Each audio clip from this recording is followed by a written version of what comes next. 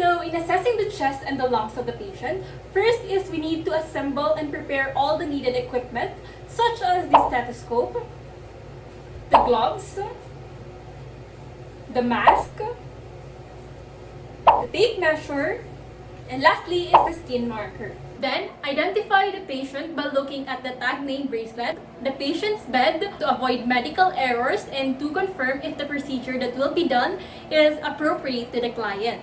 Next is to provide some privacy to the patient by closing the windows or curtains for the patient to ensure that she is comfortable. Next is to wash hands properly using the proper technique to avoid transmission of microorganisms and infection to the part of the patient's body that will be assessed. Then, introduce self to the patient and explain the procedure thoroughly to gain full trust of patient as well as to allow their maximum cooperation of the assessment. Hi ma'am, I'm Carmela, student nurse of BK University, and I'm here to assess chest as well as your lungs. So this assessment, ma'am, will serve as your baseline data so that we have references to look upon in case there is an abnormality found out in this assessment. So don't worry ma'am, because I will guide you throughout the assessment and all you need to do is to follow my instruction. So is it okay for you ma'am? After, give a hospital gown and let the patient remove all the clothes in the upper extremities. So if there is a need to use for a drape, use one so that the only part that is going to be assessed is the only one that is being exposed. So first is let the patient sit in an upright position. Then assess the respirations of the patient by counting the respiratory rate and observing the rhythm, the depth, the symmetry of the chest movement. Okay? Can you inhale? Then exhale. Okay. The next is to inspect the chest of the patient for AP lateral diameter by measuring it using a tape measure.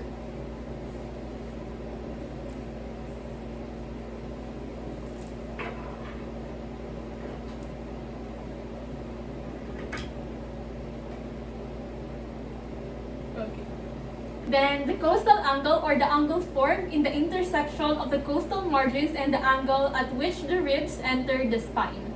So, okay, can you breathe in, ma'am? Then out. Okay, in. Then out. Okay. The next is the spinal deformity or how the person walks or sits by inspecting or looking at the back or the spinal cord of the patient. Also, take note of the respiratory effort and the skin condition of the patient. So, okay, the skin condition, the respiratory, okay. The next is to palpate the trachea of the patient using the fingers and the thumb and inspect for any masses, swelling, or tenderness like this one. Okay. Palpate. Okay, palpate. So next is to palpate the chest excursion by placing both my palms on the lower thorax of the patient and my fingers laterally along the lower rib cage and my thumbs along the costal margins of the patient. Then press the thumbs towards the spine of the patient to create a small skin fold between them. Also, let the client take a deep breath and feel for any chest excursion. Okay, can you breathe in? Breathe out. Okay. Then, repeat the same process on the posterior thorax of the patient. So, can you take a deep breath, ma'am? Okay. Inhale. Exhale. Okay. So next is to palpate the tactile fremitus of the patient by placing the ulnar surfaces of my hands against the patient's chest wall and also let the patient repeat the words 99 for several times. Okay? 99, 99, 99, 99, 99. Okay. So after it, using the middle finger of non-dominant hand, percuss the anterior of the chest indirectly over intercostal spaces.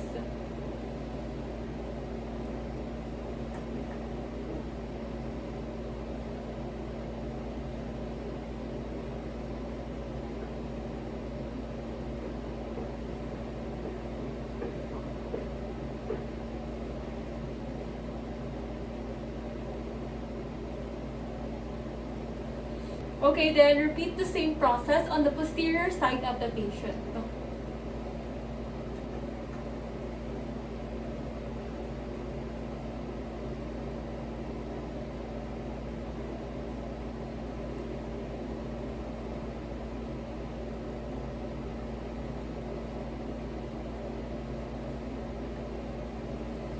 Okay, then next on the lateral side of the patient, repeat the same process like 5 times, going here, 1, then 2, 3, 4, then 5. Okay, repeat this. 1, 2, 3, 4, then 5. After it, percuss the diaphragmatic excursion to know how far the diaphragm moves on both inspiration and expiration, and be able to compare them to see if the diaphragm is functioning properly. So, find first the base of the scapula and let the patient take a deep breath and hold it. So, inhale, then hold.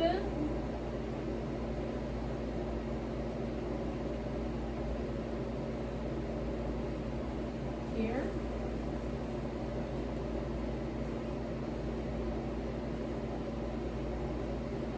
Okay. Then mark the area as the inferior border of the diaphragm. And then from that location, percuss it again inferiorly. And ask the patient to take a deep breath again. Okay. Take a deep breath, inhale. Then exhale, then hold. Okay.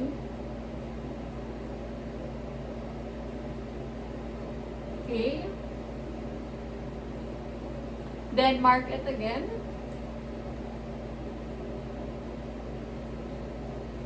Then, using a tape measure the distance between the 2 points.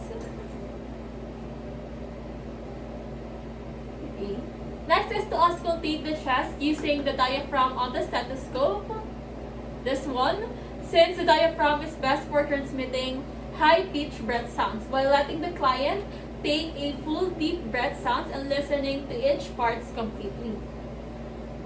First is we are examining the anterior thorax of the patient. So, can you take a full deep breath? Inhale, then exhale. Inhale, then exhale. Inhale, then exhale. Inhale, exhale. Inhale, then exhale. Inhale, then exhale. Inhale, exhale, inhale, then exhale, inhale, exhale, inhale, exhale. Okay. Then the posterior thorax of the patient, repeat the same process.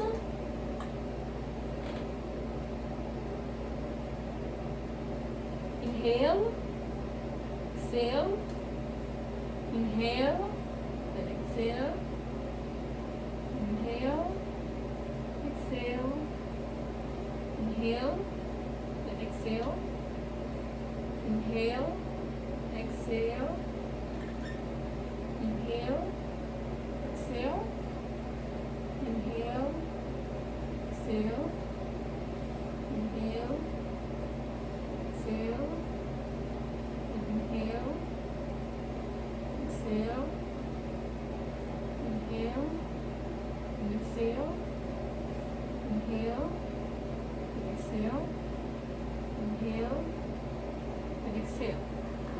To lastly is to auscultate the bronchophony or abdominal voice sounds by letting the patient say the word 1, 2, 3 as I am listening over the lung fills. Okay, 1, 2, 3. 1, 2, 3. 1, 2, 3. 1, 2, 3. 1, 2, 3. 1, 2, 3. 1, 2, 3. 1, 2, 3. 1, 2, 3. 1, 2, 3. 1, 2, 3. And then 1, 2, 3. After, don't forget to document the findings and wash your hands.